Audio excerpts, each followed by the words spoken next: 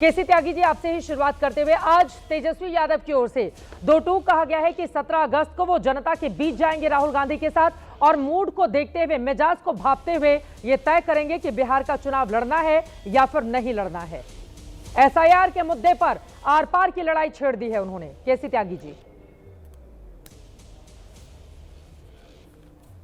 चित्रा जी, मैं बहुत विनम्रता के साथ कहना चाहता हूं, मैं लोकसभा का और राज्यसभा का सांसद रह चुका जी। मैंने 6 लोकसभा के चुनाव लड़े हैं और मैंने श्री तेजस्वी यादव के पिता श्री जी के भी साथ चुनाव लड़ा और उसी पार्टी से लड़ा है, जनता दल से। जी। ये पहली बार हुआ है कि जब कोई मुख्य विपक्षी दल इस भाषा का इस्तेमाल कर रहा हो।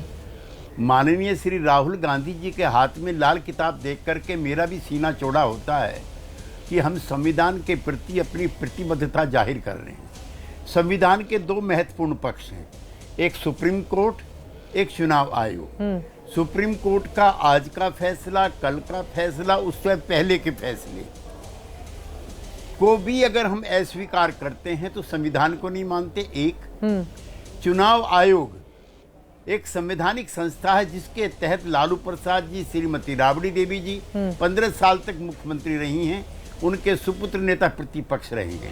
मैं मानता हूं, मैं बहुत जिम्मेदारी से आपके चैनल पे कह रहा हूं कि यहाँ वहाँ सूची में गलतियां रही होंगी, गलतियां रहती हैं। मैं जब पहला चुनाव लड़ा था चित्रा जी, तो मेरे समर्थकों ने मुझको कहा कि मतदान पत्र कुछ बाहर पड़े हुए हैं और मुझको धरने पे बैठा दिया।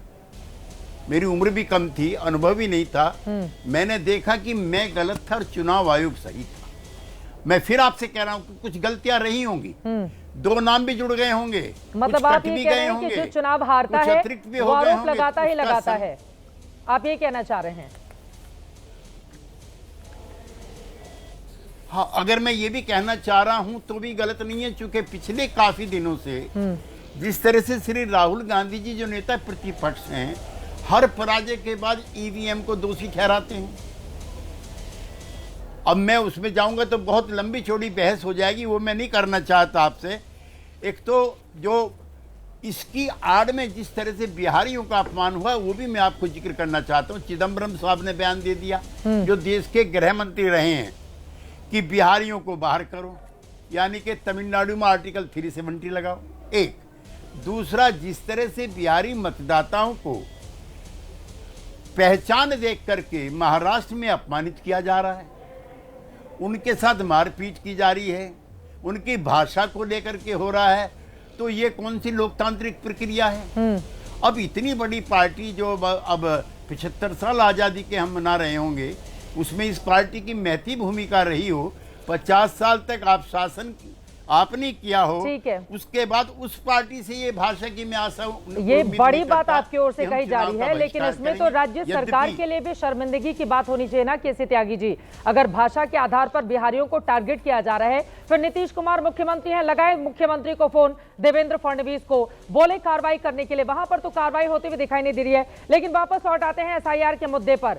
एसआईआर के मुद्दे, आप केसी त्यागी जी अपनी बात पूरा करना चाह रहे हैं, फिर मैं लौट रही हूं। केसी त्यागी जी अपनी बात जल्दी से पूरी कर लें आप। सुप्रीम कोर्ट में क्या हुआ है चित्रा जी? आधार और राशन कार्ड को अंतिम प्रमाण नहीं माना जाएगा। ये गलती नीतीश प्रशासन की है या सुप्रीम कोर्ट का आदेश है? एक ठीक है। दूसरा, जहां वे सूची में शामिल या हटाए जाने व्यक्तियों की पहचान के सभी दस्तावेजों के निर्णय का अधिकार रखता है। और जो बड़ी बात है, 11 दस्तावेजों में से किसी एक को स्वीकार किया जाना पहले के 7 दस्तावेजों की तुलना में अधिक वोटर फ्रेंडली है। बिल्कुल। अच्छा, दूसरा ये जो 2003 की जो लिस्ट की हमारे मित्र चर्चा करते हैं जी, उसमें शामिल लोग और उनके बच्चों को छूट है, उनको अतिरिक्त दस्तावेज दिखाने की आवश्यकता नहीं होगी। ठीक है। और भाई आजकल CPI-ML की संगत में है हमारे मित्र लोग, जिन्होंने कहा था कि political power comes out from the barrel of a gun, ठीक है, it does not comes out from the ballot. तो CPI-ML नक्सलाइट जो हमारे मित्र हैं, वो तो कहते रहे कि राज सत्ता, ठीक है, मैं आरजेडी से इसका जवाब ले लूंगी कि बंदूक की नोक से ही क्या राज सत्ता मिलेगी।